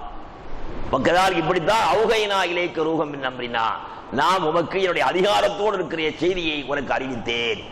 அறிவிக்கிற போது மா குன்த தத்ரீ மல் கிதாப், உனக்கு வேதம் என்றால் என்ன என்று தெரியாதவராகவே நீ வந்திருக்கிறாய், வளர்ந்திருக்கிறாய் அல்லாஹ். அப்ப 40 வயசுல தேர்வு செய்யும் போது அவருக்கு என்ன தெரியல, அல்லாஹ் சொல்றான், என்ன தெரியல? வேதம். எந்த வேதம்? முந்திய வேதம். ஏன்னா குர்ஆன் இப்பதான் இறங்கி இருக்குது. அப்ப முந்திய வேதம் உனக்கு தெரியவில்லை, அதனால வளல் ஈமான். ஈமான் என்றாலும் என்ன என்று தெரியாமலே வளர்ந்திருக்கிறாய். அப்ப முஹம்மது ஸல்லல்லாஹு அலைஹி வஸல்லம் என்ன தெரியல? ஏன் தெரியல? எதெல்லாம் தெரியல? வேதம் என்னன்னு தெரியல. அப்ப ஈமானும் இல்லை. அப்படி என்ன அர்த்தம்? அல்லாஹ் நம்பல அர்த்தமா? நம்பினாங்க. எப்படி நம்ப வேண்டும் என்ற அடிப்படையோடு நம்பவில்லை. வலாக்கின் ஜால்நாஹு என்றால் நாம் நூரன் ஒளிமயமான வாழ்க்கையை நாம் ஏற்படுத்தி கொடுத்தோம். அந்த ஒளிமயமான வாழ்க்கையை வைத்து மக்களுக்கு வழிகாட்டுவதற்காக. அப்ப நபி ஸல்லல்லாஹு அலைஹி வஸல்லம் அவர்கள் அந்த அல்லாஹ் தஆலா அவர்களை இந்த வஹி என்ற ஒளியில கொண்டு வந்து ஒளியை வைத்துத்தான் மக்களுக்கு வழிகாட்ட செய்கிறான். அப்ப இந்த ஆயத்தில் நமக்கு தெளிவா என்ன வருதுன்னு கேட்டா, எத்தனை அத்தியாயம்? 42ல 52 சூரத்து சூராம்பா.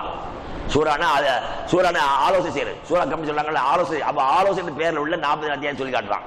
அப்ப இதுல என்ன அல்லாஹ் சொல்றான்னு சொன்னா, யாரும் நான் அல்லாஹ்வை நம்பியிருக்கிறேன் சொல்லக்கூடியவர்களுக்கு வேதம் தெரியாமல் அந்த நம்பிக்கை இருந்தால் அதுக்கு பேர் என்ன கிடையாது? ஈமான் கிடையாது. அப்ப இறை நம்பிக்கை என்று ஒன்று வர வேண்டுமானால் அதற்கு அடிப்படை என்ன? வேதம் தான். அப்ப வேதம் இல்லாத ஈமானுக்கு அல்லாஹ்ட்ட மரியாதை இல்லை. அப்ப திருமறை குர்ஆன் சொல்லக்கூடிய கடவுள் கொள்கையின் அடிப்படையில் ஒன்று நம்பவில்லை என்று சொன்னால் அந்த நம்பிக்கை அல்லாஹ்ட்ட மரியாதை இல்லை.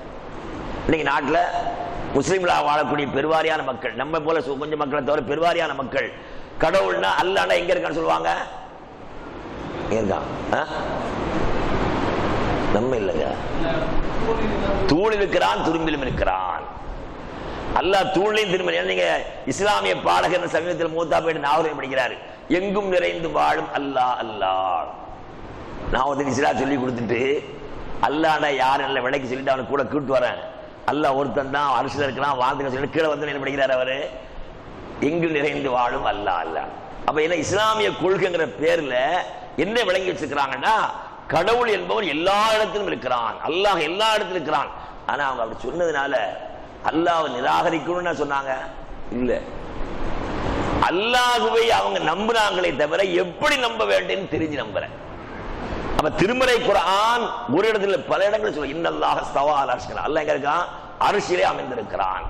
அப்ப அல்லாஹ் அர்ஷிலே இருக்கிறான் என்ற செய்தியை அவங்க ஏன் இப்படி தெரியாம எதுக்காக எல்லாம் இருக்கான்னு சொன்னா, அவங்களை கற்பனையில எப்போதுமே உலகத்துல கடவுள் கொள்கையை வேதத்தை வைத்து படிக்காம வந்துட்டா அந்த கடவுளுக்கு இலக்கணம் பலரும் பல விஷயம் சொல்லுவான். நீ வாங்க, ஒரு கடவுளுக்கு 10 தலை இருக்கு. அவன் என்ன வச்சுக்கிறான்டா, அல்லாஹ் கடவுளா இருக்கிறவன் எல்லாரையும் பார்க்கணும், 2 கண்டு பார்க்க முடியுமா? அவன் 10 தலை இருந்தா 10 கண்டு 20 கண்டு இருக்கும், அப்ப பார்க்க வசதியா இருக்கும் அப்படி நினைக்கிறான். அந்த கை 5-6 கை முளைச்சிருக்கு. அப்ப இப்படிலாம் கடவுளை அவெல்லாம் கற்பனை பண்ணான்னு வச்சுக்கோங்க, இப்படி எல்லாம் வந்துடும். நான் சவுதியில இருந்து நம்ம ஆபீஸ்ல இந்த விஷயம் சொல்லிக்கிறோம், இஸ்தவால அல்லாஹ் அந்த அரசியல் இருக்கிறான் அப்படின்னு சொல்லி கொடுத்தா, ஒரு மூலவி அவர் எங்கூருக்காரு, அவர் என்ன சொல்லி கொடுத்துட்டாரு கேட்டா, இஸ்லாமிய சென்டர் போகாதீங்க, ஏண்டா அவங்க எல்லாம் அல்லாஹ் வந்து அரசியல் இருக்கான்னு சொல்றான், நாம சொல்றோமா? அப்படி சொல்லக்கூடாது. அல்லாஹ் வந்து எல்லா, அதுக்கு அர்த்தம் என்னன்னா அல்லாஹ்வுடைய ஆற்றல், அல்லாஹ்வுடைய அறிவு அது எங்க, அது அரசியல் இருக்குன்னு சொல்லணும், அல்லாஹ் இருக்கான்னு சொல்லக்கூடாது. ஏண்டா அல்லாஹ் இருக்கான்னு சொல்லிட்டு என்ன வந்துடும், அல்லாஹ்வுக்கு ஒரு இடம் வேணும், அந்த இடத்துக்குள்ளே அவர் அடங்கி இருக்கிறான்னு வந்துடும். இது சொல்ற இந்த விளக்கு சொல்றது யாரு? இல்ல, யார் சொல்றா? அல்லாஹ் அல்லாத ஒரு மனுஷன் சொல்றான், மொழியாட்டும் வேற யாராகட்டும் அவ சொல்றாங்க. அப்ப இந்த விஷயம் என்ன சொன்னாங்க, அவர் நான் வந்தா மட்டும் பார்க்க வருவார், ஊருங்கிற பேர்ல, ஊர் பாசத்துல. அவன் அவன் சும்மா தற்செயலா பேசுறது என்ன சொல்ல பாருங்க, மனுஷன் பாருங்க, மனிதனுடைய அறிவு எதை ஏத்துக்கு இதை ஏத்துக்கல பாருங்க. நான் சொன்ன பாத்தீங்களா எவ்வளவு நவீன காலத்துல வாழ்றோம் நம்ம. எங்கேயோ ஒருத்தர் அமெரிக்காவுக்கு பேசுறான், அதை நம்ம டிவி திறந்தாலும் இங்க பாக்குறோம். அப்ப பல்லாயிரக்கணக்கிற்கு அப்பால ஒரு மனுஷன் பேசக்கூடியதை பல கோடிக்கு மக்கள் பல இடங்கள்ல இருந்து பாக்குறாங்க. இது எப்படிங்க சாத்தியம்? எவ்வளவு நவீன காலத்தை வாழ்றோம் சொன்ன உடனே அவரு ஜாலியா தெரியும் சொல்லிக் கொடுக்கணுங்க, இப்படி விளக்கணுமா? அல்லாஹ் அரசியல் சொல்லக்கூடாது. அப்ப அல்லாஹ் வந்து அரசியல் இருந்தால் எல்லாரையும் பார்க்கிறான், எல்லாரையும் கேட்கிறாங்க, இதெல்லாம் விளக்கத்தோட சொல்லிக் கொடுக்கணும். அப்ப எதை நம்பல பாருங்க. அப்ப இஸ்லாமிய மார்க்கத்தை பொறுத்த வரைக்கும் நம்பிக்கை என்பது அல்லாஹ் சொன்னா நம்புகிறேன், இதுக்கு இஸ்லாத்துல மிகப்பெரிய முக்கியத்துவம் இருக்கு. அப்ப அல்லாஹ் நபி ஸல்லல்லாஹு அலைஹி வஸல்லம் சொல்லும் போது ஆமன ரசூலு பிமா உன்சில இலைஹி, அப்ப அல்லாஹ் சொல்ல ஆமன ரசூல், ரசூல் நம்புகிறார் எதை? பிமா உன்சில, அவருக்கு இறக்கப்பட்டதை அவர் நம்புகிறார். அப்ப அல்லாஹ்வுடைய தூதர்னு சொல்லக்கூடிய ஆளு முதல்ல அவர் நம்பி ஆகணும். இப்ப என்ன கேட்டாரு, என்னைய நாட்டு மக்கள் வெளியாக்குவாங்களா? அப்ப வெளியாக்க மாட்டாங்கன்னு அவங்க நம்புறாங்க. ஏன்? அந்த மக்களுக்கு அவருக்கு தொடர்பு பார்க்கறாங்க. ஆனா அவர்கள் சில வெளியே ஆக்குவாங்கன்னு சொன்னாரு. ஏன்னா அவர் ஏத்த படிச்சிட்டாரு, வேதத்தை படிச்ச, வேதத்தில் இப்படித்தான் வருது.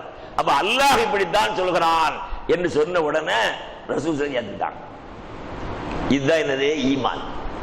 அப்ப என்ன, நம்ம அவருடைய புறப்பார்வைக்கு சிந்தனையில இப்படி ஒரு நிலை நடக்கும் அவங்க நினைக்கல. அவன் நினைக்காட்டா கூட அல்லாஹ் சொல்கிறான், அல்லாஹ் சொன்னா அப்படித்தான் இருக்கும் நம்புறாங்க. அப்ப நம்முடைய ஈமான். அப்ப குர்ஆனை படிச்சு பார்த்தா குர்ஆன் உருவாக்கிய ஒரு சமுதாயம் இருக்கு பாருங்க, அந்த சமுதாயத்தினுடைய பண்பு அல்லாஹ் சொல்லும் போது அலிஃப் லாம் மீம் ஸாலிகல் கிதாபு லா ரைப ஃபீஹி ஹுதல் லில் முத்தகீன். அல்லாஹ் அலிஃப் லாம், ஆனா இது குர்ஆன்ல ஒரு 3 எழுத்து, அரபில 3 எழுத்து, அலிஃப் ஒன்று, லாம் ஒன்று, மீம் ஒன்று. அந்த 3 எழுத்து சொன்ன எத்தனை நன்மை? 30 நன்மை. இவ்வளவு பெரிய நன்மை குர்ஆனுக்கு இருக்கு. அவன் விளங்கி படிக்க வேண்டிய குர்ஆனை விளங்கி படிச்சோம்னா அது எழுத்துலாம் நமக்கு தெரியணும். அலிஃப் ஒரு எழுத்து, லாம் ஒரு எழுத்து, மீம் ஒரு எழுத்து படிச்சுட்டு தாலிக்கல் கிதாப், இது ஒரு வேதம். லா ரைப ஃபீஹி, சந்தேகமே இல்லைங்கிறாங்க. அரபி இலக்கணத்துல வார்த்தைகள் ஒன்று சேரும் போது அடுத்து கூடும். ரைபு சந்தேகம் தான், லானா இல்லைன்னு தான். ஆனா ரைபுங்கிற வார்த்தைக்கு இலக்கணத்துல ஒரு பேர் இருக்கு, அதோட இணைப்பு என்ன, சந்தேகமே இல்லை. இதை படிச்சு வந்து இஸ்லாத்தை வந்துட்டாங்க. இந்த அர்த்தம் தெரிஞ்ச உடனே லா ரைப, சந்தேகமே இல்லைன்னு சொன்ன இஸ்லாத்தை வந்துட்டான். ஏன் சொல்லுங்க பாப்போம். நம்ம யார் நூல் எழுதினாலும் எப்படி எழுதுவாங்க, இந்த நூல் ஏதேனும் குறை கண்டீர்களானால் சுட்டி காட்ட திருத்திக் கொள்கிறோம், மறுபதிப்பில் மாத்திக் கொள்கிறோம், உங்க நன்றி சொல்றோம், இப்படிலாம் சொல்லுவாங்க. இவன் படிச்சு இந்த மாதிரி புத்தகத்தை படிச்சிருக்கிறான், இதை படிச்சு என்ன வருது, இதுல சந்தேகமே இல்லைங்கிறான். அப்ப குர்ஆனை பொறுத்த வரைக்கும் அதுல சந்தேகமே இருக்கக்கூடாது. சந்தேகப்படக்கூடாத ஒரு புத்தகம் குர்ஆன் மட்டும்தான். ஹதீஸ்ல கூட என்ன செய்யறாங்க, லைஃப் சொல்லிடுறாங்க. ஆனா குர்ஆன்ல லைஃப் ஒண்ணும் கிடையாது. அவ குர்ஆன் என்ற வசனம் வந்து விட்டால் அறிவுக்கு பொருந்த நம்பி சந்தைகள் முதல் விளங்கணும் சொல்லிட்டு ஹுதல் முத்தகீங்கிறான். இது முத்தகீங்களுக்கு நேரடி காட்டும். ஷஹர் ரமதான் வருது, ஷஹர் ரமதான் அல்லதி உன்சில ஃபீஹில் குர்ஆன் ஹுதல் லின்னாஸ்ங்கறான், மக்களுக்கு வழிகாட்டுங்கறான். அல்லாஹ் குர்ஆன்ல ஷஹர் ரமதான் அது எத்தனை வசனம்? 185 183 82 84 சொல்றான். ஷஹர் ரமதான், ரமதான் மாசம் இருக்குது. அது எப்படி பாருங்க, உன்சில ஃபீஹில் குர்ஆன், அந்த மாதிரி குர்ஆன் இறக்கப்பட்டிருக்கிறது. ஹுதல் லின்னாஸ், அது மக்களுக்கு வழிகாட்டும். இங்க என்ன வருது? ஹுதல் லில் முத்தகீன். எங்க அலிஃப்லாம்ல இங்க என்ன வருது? ஹுதல் லின்னாஸ், மனிதர்களுக்கு வழிகாட்டும். இந்த வார்த்தையை வச்சு பலரும் பல வகையான கேள்வி கேட்கிறான். குர்ஆன் மனிதனுக்கு வழிகாட்டும்டா, எல்லா மனுஷனும் வழிகாட்டலையே. இன்னொரு படி கொஞ்சம் கூட வந்து என்ன சொன்னா, உங்களுக்கே வழிகாட்டலையேப்பா. முஸ்லீம்கள்ல எத்தனை பிரிவு இருக்கிறீங்க? அந்த முஸ்லீம் பிரிவுகளே என்ன செய்யலாம், இன்னும் கொஞ்சம் நல்ல சிந்தனை பண்ணி தௌஹீத்வாதிகளுக்கே வழிகாட்டலையேப்பா, நல்ல வழி கிடைக்கலையே. அப்ப ஹுதல் நாசர மக்களுக்கு வழிகாட்டலைன்னு கேள்வி வைக்கிறான். ஆனா குர்ஆன் ஹுதல் மனிதன் சொன்னா இறையச்சமுடையவன். ரசூல் ஸல்லல்லாஹு அலைஹி வஸல்லம் குர்ஆனை படிச்ச உடனே குர்ஆன் ஆயத்தில் சொல்றாங்க. அந்த குர்ஆன் ஆயத் சொல்லும் போது அதை கேட்டு எதிர்க்கக்கூடியவ ரசூல் ஸல்லல்லாஹு அலைஹி வஸல்லம் பார்க்கறான். அவங்க சொல்றதை என்ன செய்யறான், காதுல கேட்கறான் அப்படின்னு ரசூலுல்லாஹ் நினைக்கிறான். என்னடா படிக்கிறோம், கல்ல நம்ம சொல்லுமா நல்லா பார்க்கறானே, நம்ம சொல்றத கேட்கறானே, அங்கிட்டு போய் ஏத்துக்க மாட்டேங்கிறானே ரசூலுல்லாஹ் வருத்தப்படுறாங்க. நம்மளோட சொல்லுமா என்ன இவ்வளவு சொல்லி விளங்க மாட்டேங்கிறாங்க மனுஷரா அப்படி சொல்ற பாருங்க. அப்ப இப்படி நம்ம எப்ப நினைக்கிறோம், அவனை பார்த்து நம்ம சொல்றத கேட்கத்தாலும் சரி, இவனுக்கு என்ன அறிவு இருக்குதாலும் சரியா விளங்கல அப்படின்னு நம்ம ஆச்சரியப்படுறோம். இதே மாதிரி ஆச்சரியம் யாரு பட்டா? ரசூல் பண்றாங்க. நம்ம குர்ஆன் ஆயத்தை அல்லாஹ்வுடைய வசனத்தை படிக்கிறோம், நம்மள அவன் பார்க்கறான், நம்மளை நல்லா தெரிஞ்சு வச்சிருக்கிறான். அப்ப நம்ம அல்லாஹ்வுடைய வசனம் சொல்லும்போது ஏற்றுக்க மாட்டேங்கிறான்னு வருத்தப்படும் போது அல்லாஹ் சொல்றான், அரைத்த மனிதர்களா அவாக அவாந்த தக்கூன் அலை வக்கீலா அல்லங்கிறான். நபியே நீங்க பாக்குறீங்களே, நீங்க படிக்கும் போது உங்களை அப்படி பார்க்கறான், நீங்க சொல்லும்போது அப்படி கேட்கறான் அப்படின்னு நினைக்கிறீங்க. அப்படி நினைச்சுக்கிட்டு நீங்க அவனுக்கு என்ன பொறுப்பான அவன் நினைச்சிட்டீங்களோ இப்படி கிளம்புறாங்கல்ல, அவெல்லாம் பொறுப்பேற்று நான் சொல்லலாம் கேட்டான் பார்த்துட்டான் அதனால அவன் நான் கூட்டு வந்துருவேன் நினைக்கிறீங்களா? அதெல்லாம் கிடையாது. அப்படி சொல்றான். அப்பான் தப்பு அக்கீலான்னு சொல்லிட்டாங்க. அம் தாசபன் அக்ஸரம் யகிலு இஸ்மவுல், அவங்க அதிகமான பேர் உங்க பேச்ச கேட்கறாங்க விளங்க நினைக்கல, பார்க்கறதுல பேச விளங்கவும் இல்லை. அப்ப என்ன அர்த்தம்டா, நம்ம சொல்லும் போது அவன் என்ன பாக்குறான், என்ன இந்த மனுஷன் பூசா சொல்றான், இவன் சொல்ற பூசா இருக்குதே, அவன் என்ன சொல்றான்னு கேட்கல, இவன் என்ன சொல்றான் பாப்போன்னு கேட்கறான். கொஞ்சம் பேர் அப்படி கேட்டு இருப்பான், பேசும்போது என்ன சொல்றான்னு எங்க போறீங்க, எங்க அந்த கொள்கை இல்லையே, என்ன சொல்றான்னு கேட்போமே அப்படின்னு வருவான். அப்ப இந்த மாதிரி கூட நல்லா சொல்லி காட்டுறான். அவங்க பேசுறது விளங்க நினைக்கிறீங்களா, விளங்கவில்லை, அவள் பார்க்க வச்சு இன்னும் இல்லாக்கள் அண்ணாம். அவங்க யாருண்டா, ஆடு மாடு ஒட்டங்களை போன்றவரை தவிர நீங்க நினைக்கிறவன் மனிதனே இல்லைங்கிறான். அப்ப அல்லாஹ் மனிதன் என்பதற்கு சொல்லக்கூடிய இலக்கணம் என்னண்டா, அவன் நீ சொல்லக்கூடிய அந்த வேதம் என்பது யாருடைய வார்த்தை, எங்கிருந்து வருகிறது என்பதை அவன் சொன்ன உடனே கேட்டு விளங்கணும். அதுல போய் அவன் யோசனை சரியா தவறா யோசனை யாரு இல்ல மனுஷன் சொல்ல அல்ல என்ன சொல்ல, அவங்க யாரை போலங்கிறான், ஆடு மாடு ஒட்டகம். ஏன்னா பிராணிகள்ல மனிதன் விரும்பி வளர்க்கிற பிராணி மூணு தான். எதெல்லாம்? ஆடு மாடு ஒட்டகம். சில பேர் ஆட்டை வளர்த்துட்டு அறுக்கும்போது அழுவாங்க பாத்தீங்களா, ஆட்டை அந்த ஆட்டை அறுக்க விட மாட்டாங்க, அப்படி அழுவாங்க. ஏன்னா ஆட்டுடைய பாசம் அந்த அளவுக்கு என்ன செய்ய ஆடோட பழகிறவங்க தான் தெரியும். ஏன்னா ஆடு பாருங்க, ஒரு ஆட்டை வாங்குறோம், நம்மளா உருவாக்குறோம், யாரும் உருவாக்கல, எங்கேயோ இடத்துல குட்டி போய் விலைக்கு வாங்கிட்டு வந்துட்டோம். வாங்கிட்டு வந்துட்டா அந்த ஆட்டை நம்ம படுக்கிறதே எவ்வளவு வைப்போம் இல்ல, ஆடு வாங்குறதுக்குள்ள கெட்ட இடத்தை பார்த்துக்கிடுவோம், கெட்ட இடம் வசதி இருந்தா தான் ஆடு வாங்க மாட்டோம். அப்ப ஆட்டு தொழு தனியா வச்சிருப்போம், அதுக்கு உணவு தனி, அப்ப எல்லாமே அதுக்கு தனி. நம்ம மாதிரி உணவு இல்லை, நம்ம மாதிரி இருப்பிடம் இல்லை, அப்ப ஒரு இடத்துல கெட்டிடுவோம். அல்ல எப்படி விளக்குறான் பாருங்க, ஆடு மாடை போலன்னு சொல்லிட்டு.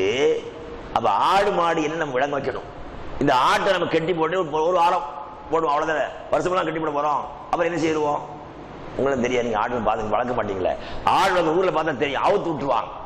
அவுத்து விட்டு அது என்ன செய்யும், எங்கெல்லாமோ போய் மேய்ஞ்சிட்டு நம்ம வீட்டுக்கு வரும். ஒருவேளை நீங்க நம்ம என்ன செய்வோம், அதை கழுத்துல கையில கட்டிடுவோம், சுத்தி விட்டுருவோம். எப்ப பழகின பிறகு, நம்மளோட பழகின பிறகு கைத்துல கட்டி விட்டுட்டு நம்ம போயிட்டு பின்னாலே வரும்.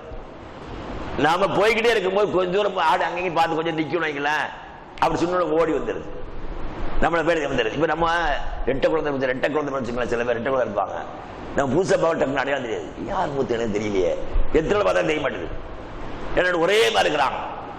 அப்ப நமக்கு கன்வின்ஸ் ஆகுது. ஆனா ஆட்டுக்கு எத்தனை பேர் போனாலும் சரிதான், யாரு தீனி கொடுத்தா அவன் வீட்டு கரெக்டா போயிடும். அவன் சுண்ண உடனே எத்தனை பேர் போற ரோட்ல அவன் பின்னால போதா, இவன் கை சுண்ணோட அவன் பின்னாலே போயிருது. நம்ம மறந்து வீட்டுக்கு போயிட்டு வச்சுக்கலாம், தேடி எங்க வந்துடும், வீட்டு கரெக்டா வந்துடும். நம்ம கூட 10 வீடு ஒரே மாதிரி இருந்தா எந்த வீடு நமக்கு தெரியாம சொல்லி கன்வின்ஸ் ஆகும். சில நேரங்கள்ல ஆட்டு கன்வின்ஸ் ஆகும், கரெக்டா வீட்டு வாசல் நிற்கும். அல்ல அதான் சொல்றான், ஏன் ஆட்டை நீ பாரு, அந்த ஆட்டை போன்றவர்கள் சொல்லிட்டான். அப்படி சொல்லிட்டு பல் ஹும் அவல் சபீலா, ஆடு மாடு போல இவன் கிடையாது, அதை விடவும் மிகப்பெரிய வழிகட்டவன். ஏன்னா குர்ஆனுடைய வாசகம் முதல்ல ஒரு விஷயம் சொல்லி, அத கண்ணுக்கு தெரிய விஷயத்தை சொல்லி அதுக்கு பிறகு தெரியாத விஷயங்களை விளக்குவான். அப்ப பார்க்கக்கூடிய விஷயத்தை சொன்னா நம்ம டக்குன்னு புரிஞ்சிடும். அப்படி சொல்லிட்டு அதை சொல்லிட்டு அடுத்து விளக்க போறான். அப்ப ஆடு மாடு ஒட்டத்தை பண்ண என்ன, ஆடு மாடு ஒட்டத்தை என்ன அப்படி அப்படி யோசிப்போம். அப்படி சொல்லிட்டு இல்லப்பா, அது கூட அவள் லாயக்கு இல்லை. ஒரு ஆடையோ மாட்டையோ மாடு பாருங்க, வண்டியில கட்டி விட்டு அம்மா தூக்குறான். ஒரு நாளைக்கு எங்கேயோ ஒரு கடை கொண்டு விட்டுருப்பான், 10 மைல் 5 மைல் கொண்டு விட்டுருப்பான். மறுநாள் கட்டி அவன் தூக்கிட்டே இருப்பான். அது முடிச்சு அது நின்ற போதே முடிப்பான் இவன். அவன் மாட்டுக்கு தெரியுது கரெக்டா எங்க கொண்டு போகணும். ஏன்னா இவன் நம்மளை வளர்க்குறான், நமக்கு தீனி கொடுக்குறான், இவன் தான் பொறுப்பாளர். ஆனால் அவனுக்கு கட்டுப்படும் ஆட்டுக்கு தெரியுது, மாட்டுக்கு. ஒட்டகம் அதே மாதிரி, ஒட்டகத்தை வளர்க்கக்கூடிய சவுதியெல்லாம் பார்த்தா நம்ம ஊருக்கார நிறைய ஒட்டகம் வளர்க்குறாங்க. அவங்கள்ட்ட ஒட்டகத்தை மட்டும் நிறைய கதையை சொல்லுவாங்க. அப்ப ஆடு மாடு ஒட்டகம் இருக்குத, அது மனிதனை அவனுக்கு நன்றியோடு நடந்து கொள்ள ஒரு பிராணியா இருக்கு. அது அல்லாஹ் சொல்றான். அப்ப ஆட்டையும் மாட்டையும் பாரு, அதுக்கு கூட இவன் தகுதி இல்லைங்கிறான். நபிட்டு சொல்றான், நபியை நீங்க பாக்குறீங்க, மனித உருவில் வாழுகின்ற இவர்கள் ஆடு மாடு ஒட்டகங்களுக்கு கூட அது போல கூட இல்ல, அதை விட மிகப்பெரிய கேடு கட்டவர்கள். அப்ப திருமறை குர்ஆன கேட்கக்கூடியவர்கள், அந்த நபியை பார்க்கக்கூடியவர்கள், அவருடைய பார்வையும் கேடு எப்படி அமையணும், இவர் அல்லாஹ்வுடைய தூதர், அவர் சொல்லக்கூடிய வார்த்தை அல்லாஹ்வுடைய வார்த்தை, ஆகவே நம்புவேன் என்ற நம்பிக்கை வந்த அவன் தான் மனுஷன் சொல்றான். அவன் தான் அறிவுள்ளவங்கிறான், அவன் தான் இறையச்சமுடையவன். அதனால திருமறை குர்ஆனை படிச்சு பார்த்தா குர்ஆனுக்கு விளக்கம் என்னண்டா, திருமறை குர்ஆன் உருவாக்கி சமுதாயம் இருக்கு, அவங்க குர்ஆனை எப்படி விளங்கினாங்க. குர்ஆனுடைய விளக்கம் என்பது குர்ஆனே விளக்கமா இருக்கும். ஒரு இடத்துல வரக்கூடிய ஆயத்துக்கு இன்னொரு இடத்துல விளக்கம் வரும், அல்ல அந்த ஆயத்துக்கு அடுத்த இடத்துல விளக்கம் வரும். மக்கள் பாரு பெருவாரி என்ன சேர்ந்த அவுலியா, இங்க இந்த ரோட்டோட வச்சிருக்காங்க அவுலியா, எங்க பார்த்தாலும் அவுலியா வச்சிருப்பாங்க. அவுலியாங்கிற வார்த்தைக்கு என்ன பொருள், என்ன பொருள் யாரு சொன்னா? கவனமா கேளுங்க, என்ன கொஞ்சம் சொல்லாம கவனமா கேளுங்க. அவுலியாங்கிற வார்த்தை ஒலிங்கிற வார்த்தைக்கு பன்மை, இந்த வார்த்தைக்கு வலி, வலிங்கிறது உரிமை, அவுலியாங்கிறது பன்மை. ஒலின்னு சொன்னா என்ன அர்த்தம், நண்பன் பொறுப்பாளன் அர்த்தம். இது குர்ஆன்ல நல்லவன் அர்த்தமே இல்லை. ஏண்டா வலிங்கிற வார்த்தை பாத்தீங்கன்னா அவுலியாவு ஷைத்தான், இன்னா ஜஅல்னா ஷயாத்தீன அவுலியா இல்ல லாயுங்கிறான். அல்லாஹ்வை நம்பாதவர்களுக்கு ஷைத்தானை நாம அவுலியாக்கள் ஆக்கிட்டோம். அப்ப காபிருக்கு யார் அவுலியா, ஷைத்தான் அவுலியா. அநியாயக்கார சிலருக்கு சிலர் அவுலியாங்கிறான். நயவஞ்சகர் அல் முனாஃபிக்குன பாலும் அவுலியா பாலுங்கிறான். நயவஞ்சகர் சிலருக்கு சிலர் அவுலியாங்கிறான். அப்ப அவுலியாங்கிற வார்த்தைக்கு என்ன அர்த்தம், நண்பன் அர்த்தம். என்ன அர்த்தம் இல்ல, குர்ஆன்ல ஒரே இடத்துல மட்டும்தான் அலா இன்ன அவுலியா அல்லாஹ்ங்களாம், அல்லாஹ்வுடைய நண்பர்கள்.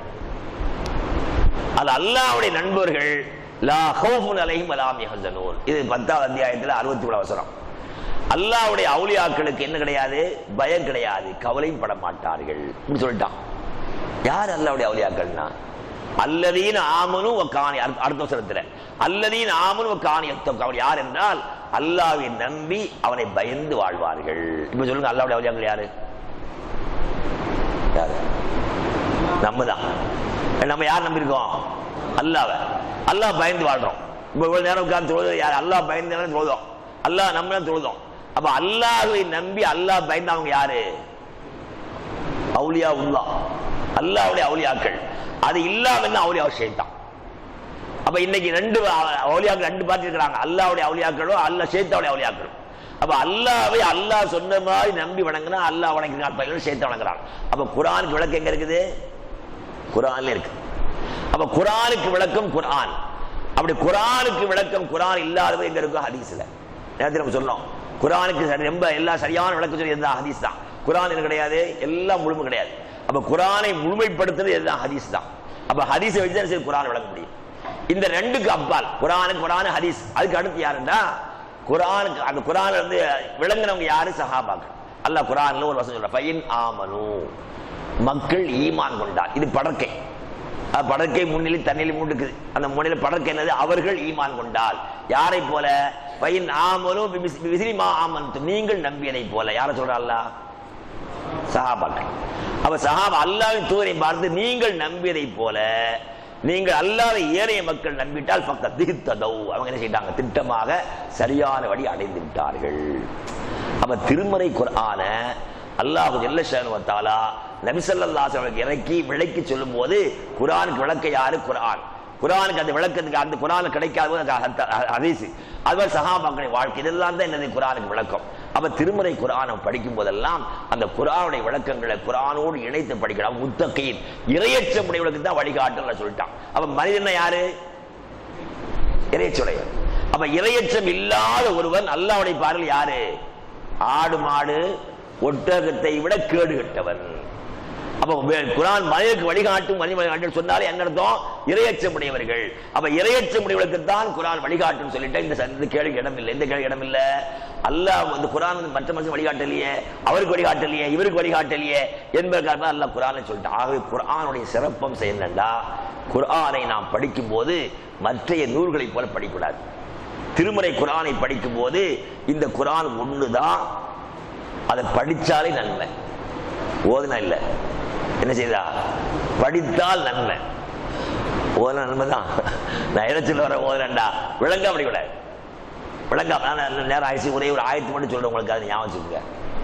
44வது அத்தியாயம் 43 வசனம். அல்லாஹ் என்ன செய்ய? ஈமான் கொண்டவர்களே, யா அய்யுஹல்லதீன ஆமனூ லா தக்ரபுஸ் ஸலாத், தொழுகைக்கு பக்கத்திலே வந்துடாதீங்க, தொழுகைக்கு பக்கத்தில் வந்துடாதீங்க. எவ்வரக்கூடாது? வாந்தும் சுக்காரா, நீங்கள் போதம் மாறி போயிருக்கிற போது தொழுகைக்கு பக்கத்தில் வந்துடாதீங்க. போதை எப்ப மாறும்?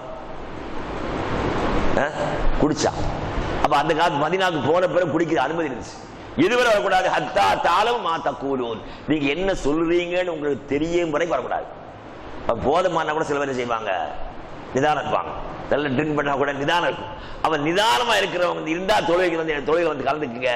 அந்த போதம் என்ன சொல்ல தெரியாட்டா வராதிங்கன்னு நல்லா சொன்னாங்க. ஏன்னா மதீனாவுக்கு போன பிறகு செய்யறாங்க, குடிச்சிட்டு இருந்தாங்க. ஒரு தடவை விருந்தில் கலந்துக்கிட்டு அப்படியே படியா தொழுதுட்டாங்க. வாங்க சொல்லி தொலை வந்துட்டாங்க. தொலை வந்த உடனே ஒரு ஆள் ஓதுறாரு, குல்யா ஐயுகள் காஃபிர் ஆபுது மாதா ஆபுது விட்டாரு. என்ன விட்டாரு? லா விட்டாரு. லா விட்டு அர்த்தத்தை மாறி, நீங்க வணங்குறதை நாங்க வணங்குறோம், எதை கூட. அப்ப எதிராக சொன்னார் அவரு? அவர் அறம் தெரியாமலா? அறம் நல்லா தெரியும். அவங்க அறமொழி தெரிஞ்சவங்க, நமக்கு தெரியாது, அவங்களுக்கு தெரியும். ஆனா தெரிந்தவர்கள் ஏன் மாத்தினாங்க? உணர்வு சரியா இல்லை.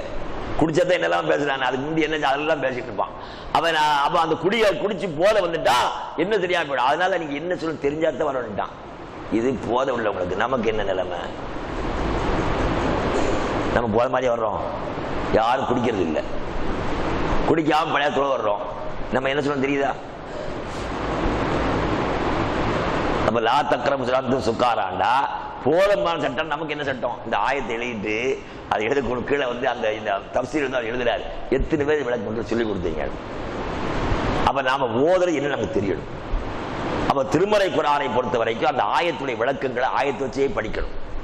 அது மாதிரி ஹதீஸ் வச்சு படிக்கணும். அது மாதிரி சஹாபாக்கள் விளக்கம் படிக்கணும். அப்ப இப்படி படிக்கும் போதுதான் குர்ஆனுடைய விஷயம் படிக்கணும். அதனால இப்ப எதுக்காக சொன்னேன்? இந்த குர்ஆன் உருவாக்கிய சமுதாயம் இருக்கிறாங்களே, அவர்கள் மனிதர்களுக்கு அல்ல வழிகாட்டு. அவங்க யாரது? இறையச்சமுடையவர்கள். அப்ப இறையச்சமுடையவர்களுக்கு தான் வழிகாட்டு அல்லாஹ் சொல்லிட்டா, அந்த இறையச்சமுடையவர்கள் தான் யாரு? மனுஷன். அப்ப இறையச்சம் இல்லாம வாழக்கூடிய மனிதர்கள் யார்? இல்ல, யார் பார்வையில? அல்லாஹ் பார்வையில். அப்ப நம்ம பார்வையில் அவங்க மனிதனாக இருந்தாலும், அவங்க பெரிய அறிவாளியாக இருந்தாலும், பல்வேறு பட்டம் இருந்தாலும் அல்லாஹ்வுடைய பார்வை மனிதன் கிடையாது. அவங்கள மிருகத்தை விட கேடு கட்டாலும். குறிப்பா இந்த மிருகம் ஆடு மாடு ஒட்டகம். ஏன்னா அவைகளுக்கெல்லாம் யார் தெரியும்? வளர்த்தவன் தெரியும்.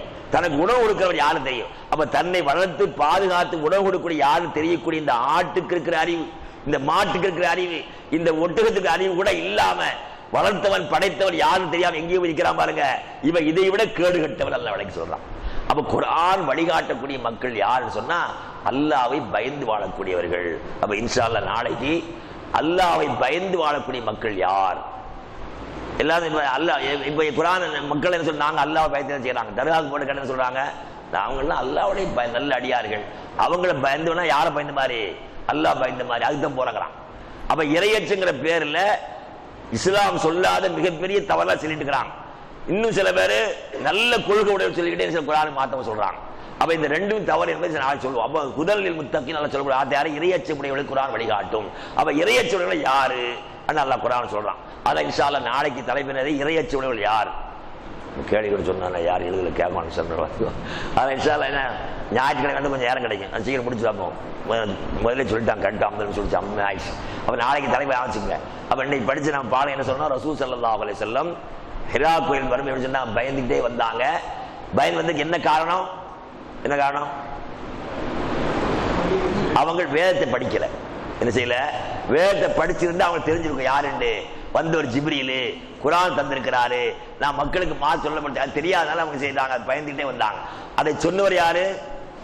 வரகம் நௌஃபல். அவர் ஏன் சொன்னாரு? வேதத்தை படித்து விட்டார். அவ வேதம் படிக்காமல் நான் அல்லாஹ்வை நம்புகிறேன், அல்லாஹ் வணங்குறேன்னு சொன்னா யாராக மாட்டான், அல்லாஹ் நம்பி ஆக மாட்டான். அதனால இந்த பேர்ல ஈமானோடு வாழக்கூடிய மக்களை உருவாக்க வேண்டிய பணி முக்கியமான பணி.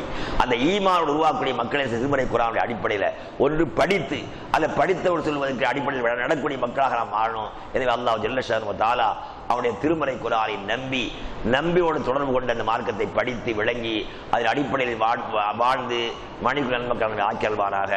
எனவே நிறைவு செய்ய வாழ்ந்து தாழ்வானா. அல்ஹம்துலில்லாஹி ரப்பில் ஆலமீன். அஸ்ஸலாமு அலைக்கும்.